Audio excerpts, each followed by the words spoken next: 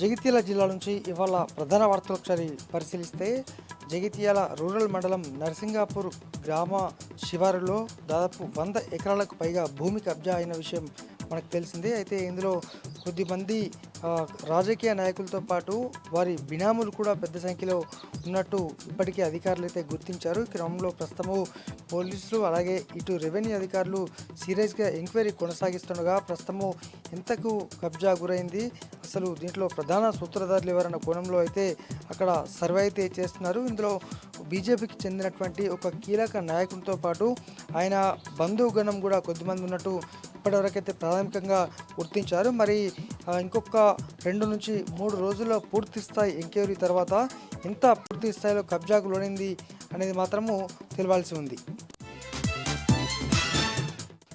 మరొక వార్త, రిపోర్టర్ అని చెప్తూ ఓ వ్యక్తి సంతోష్ నాయక్ అనేటువంటి వ్యక్తి ఇటీవల తీవ్ర స్థాయిలో పూర్తి స్థాయిలో కూడా పెద్ద ఎత్తున ఆయన డబ్బులు వసూలు చేశాడు. ఓ అధికారి పరిశ్రమల శాఖ మేనేజర్ వద్ద నుంచి దాదాపు 8 లక్షలు వసూలు చేసినట్టు ఇప్పటికే పోలీసులు అయితే గుర్తించి ఇందులో అంత కీలకంగా వ్యవహరించినటువంటి డిపిఆర్ఓలో పనిచేసే జగన్ అనేటువంటి వ్యక్తి కూడా పాత్రధారిగా భావించి అతన్ని కూడా పోలీసులు అయితే అదుపులోకి తీసుకున్నారు. మొత్తం ఇందులో కీలకంగా వ్యవహరించినటువంటి 5 వ్యక్తులు ఉన్నట్టయితే ఇప్పటివరకు గుర్తించారు. మరి అసలు ఏం జరిగింది, అంత పెద్ద ఎత్తున డబ్బులు ఇవ్వడానికి కారణం ఏంటి, అలాగే మరి వీళ్ళే సూత్రధారులా ఇంకెవరైనా ఉన్నారా అన్న కోణంలో అయితే ప్రస్తుతం విచారణ కొనసాగుతోంది.